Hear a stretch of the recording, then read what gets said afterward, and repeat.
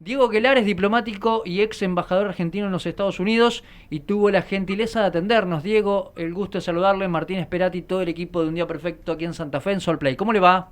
¿Qué tal? ¿Cómo les va? Buenas tardes. Buenas tardes. Allí lo vemos. Pueden ingresar al canal de YouTube, obviamente a través de Cable Diario.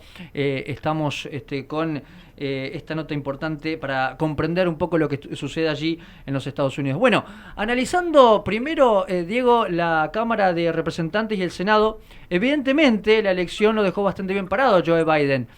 ¿Se esperaba otra cosa? ¿Cómo se lee esto, Gelar? Sí, yo creo que estamos en un final a la brasilera, Ah, ah, ah. con dos elementos en común: el error de los encuestadores y que es cabeza a cabeza. Todavía no está terminado el cómputo y hay que esperar hasta último momento porque están debatiéndose uno o dos lugares en la Cámara de Representantes, para nosotros Cámara de Diputados, que es donde se va a dirimir quién tiene la mayoría, muy estricta. Y un lugar en el Senado se está debatiendo para saber quién controla el Senado. Es decir, hay una paridad extraordinaria. Esto efectivamente es un golpe para el expresidente Trump, que creyó que, como él siempre quiere, que se come todos los niños crudos, y Claro. no es el caso, y le han surgido, yo diría, dos rivales de fuste en el propio partido: el gobernador Kemp de Georgia y el gobernador DeSantis en Florida. La distribución de las gobernaciones son prácticamente a la par también, quiere decir, hay un poder muy distribuido. No ha salido debilitado de ninguna forma el Partido Demócrata, así que yo creo que esto es una regla de juego muy coincidente con el debilitamiento de las dirigencias en todo el mundo. Mm. Eso sí. ¿Y a qué podemos atribuirle si tenemos si hay algo que atribuir, ¿no? Porque si uno mira las encuestas, la verdad, Diego, otra vez han fallado como han fallado en muchas partes del mundo. No sé, el comportamiento en cuanto al aborto, la presencia de Donald Trump días anteriores a esta elección, ¿por dónde podríamos encontrar la respuesta a todo esto? No, yo creo que la verdadera respuesta de fondo, no la anecdótica, es que hay un debilitamiento de las dirigencias en el mundo, en Estados Unidos, con excepción, al menos en lo aparente, porque no hay información suficiente en China por el poder acumulado por el presidente Xi Jinping, su tercer mandato, pero insisto, es información muy sesgada. En el mundo hoy hay indudablemente un debilitamiento del poder de los mayores líderes en el mundo. Hay situaciones muy complicadas en todas partes, y yo creo que esto expresa cierta desorientación en la opinión pública, en el ciudadano de a pie, que expresa esta situación sin definir un claro liderazgo. Y Ujú. bueno, esto habrá que acostumbrarnos, porque creo que es el tránsito de una etapa muy difícil, porque es liderazgos débiles con peligros muy grandes. Mm. ¿Qué puede pasar, Diego, con respecto, bueno, Donald Trump se va del gobierno diciendo que hubo fraude, en este caso yo creo que usted cree que va a recurrir al mismo discurso, ¿y qué va a pasar desde el punto de vista fáctico? Porque hace mucho, yo creo que 50 años que Estados Unidos no tiene una paridad tan fuerte, ¿no?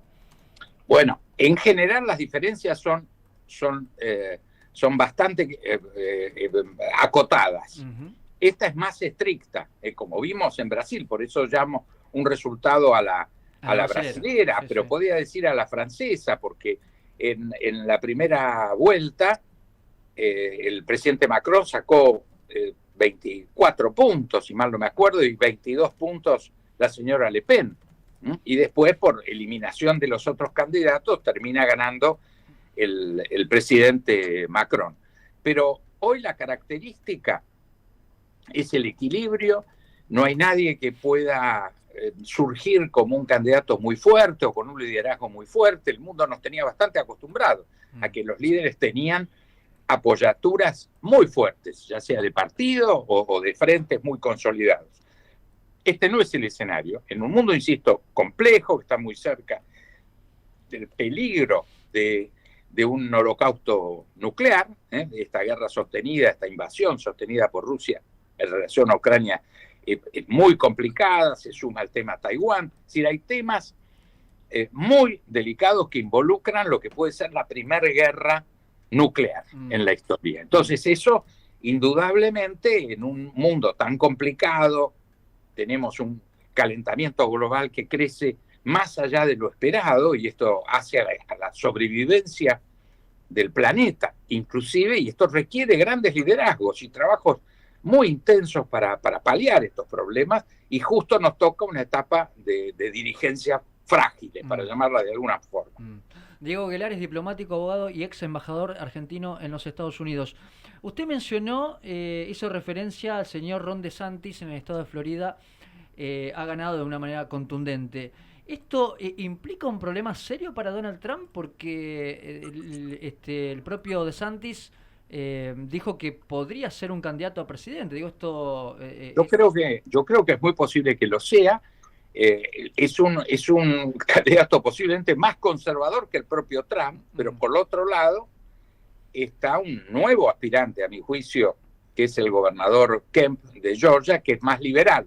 Es decir, yo creo que hay una gama de opciones. El Partido Republicano es un partido muy importante, fundado en 1855 por Abraham Lincoln. Así que indudablemente es mucho más que la figura individual, la personalidad del expresidente Trump.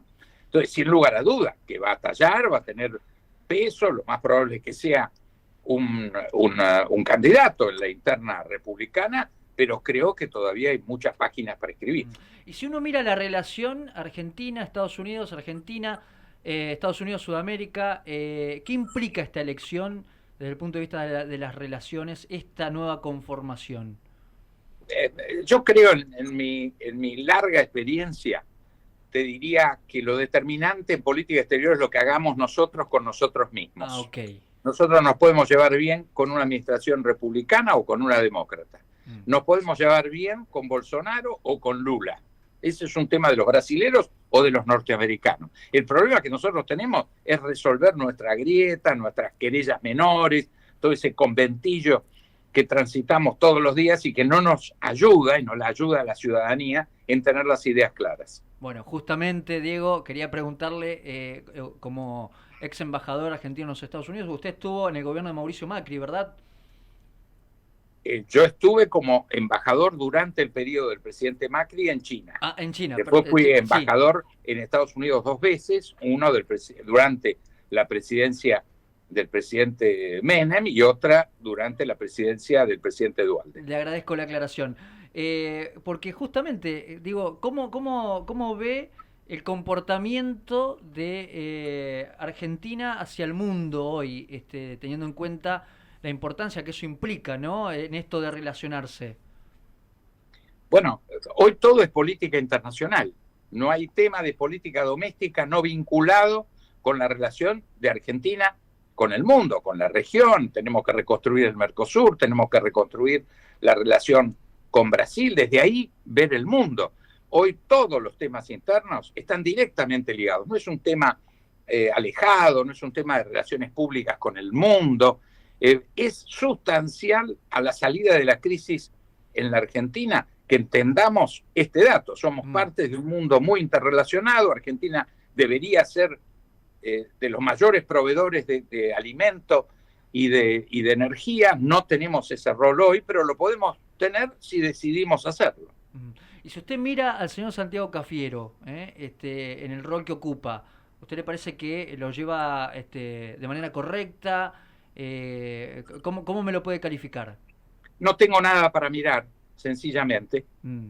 En esto sencillamente creo que hoy no tenemos presidente y no tenemos canciller. Todos sabemos. No tenemos presidente y canciller.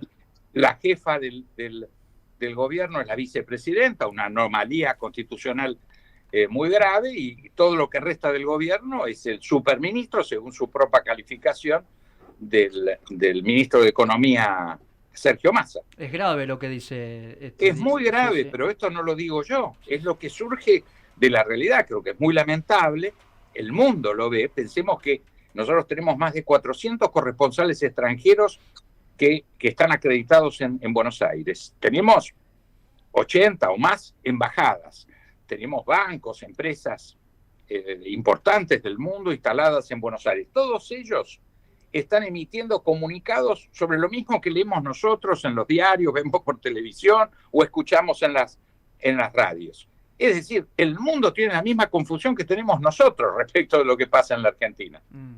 Aprovechando usted como ex embajador de Argentina en China, ¿cómo está la relación hoy? ¿Cómo está? ¿Qué se sabe, Diego? No, hoy es una relación creciente. Uh-huh. China es un socio muy importante y espero que lo siga siendo, no solo de la Argentina, sino de la mayoría o casi todos los países de América del Sur, en particular.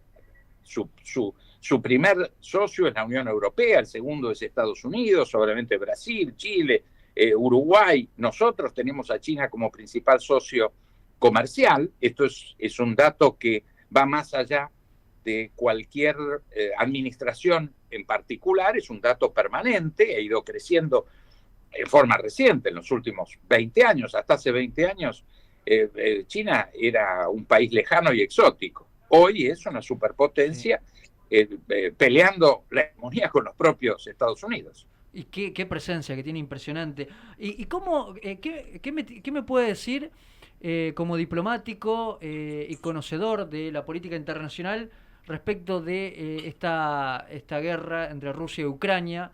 Lo hemos abordado desde todos los puntos de vista. ¿Usted cree que aparece la pata allí de Estados Unidos y que Ucrania es el chivo expiatorio, que pone los muertos? ¿Usted cómo me analiza? No, yo creo que esto es una invasión, es una intervención rusa en una situación complicada. Ucrania es una vieja nación, inclusive hasta el propio Putin reconoce que es el origen de la nación rusa, está en Ucrania, pero como Estado tiene 30 años, es muy nuevo. Y en los últimos 17 o 18 años ha vivido casi en un estado de guerra civil, entre una mitad prorrusa y una mitad pro-europea o pro-Unión Europea. Esto es una situación que debería haberse resuelto como se resuelve en las naciones europeas. Si ustedes miran el mapa de las naciones europeas, van a ver que hay varias nacionalidades dentro del mismo Estado, una cantidad de idiomas. Hay 40 idiomas oficiales en la Unión Europea. Con 27 países hay 40 idiomas oficiales. Entonces, en Europa es normal que haya problemas étnicos, problemas nacionales, problemas regionales, y se resuelven en el marco de cada nación. Rusia decidió invadir. Esto no es una guerra bilateral, es una invasión. Yo creo que esto se resuelve en principio parando la invasión. Para es usted, el primer dato. ¿El señor Vladimir Putin es? Si usted me tiene que completar la frase. Sí. No, yo creo que es un autócrata que construyó a lo largo de 20 años, en vez de avanzar en lo que debería haber sido la europeización en términos democráticos de Rusia, es un presidente autócrata rodeado de gente que le tiene que decir sí Putin a todo, y se embarcó en esta aventura que es una tragedia para el mundo. Nos tiene al borde de un holocausto nuclear todo el tiempo, porque él además, no lo digo yo, él amenaza con usar cuando se le ocurra armamento nuclear. Esto es de una peligrosidad. Entonces uno puede decir si la OTAN avanzó más, avanzó menos, pero el que desencadenó esto, el 24 de febrero, no me puedo olvidar porque es el día de mi cumpleaños, así que obviamente recordaré como un día luctuoso, no como un día festivo, el día 24 de febrero. Y yo espero que dentro de las propias instituciones rusas crezca la razonabilidad y finalmente paren esta invasión. Diego, gracias por su claridad y lo volveremos a convocar en otra oportunidad si usted está a disposición. ¿Le parece? Me parece muy bien, les mando un abrazo y a disposición de ustedes. Muchas gracias, muy amable.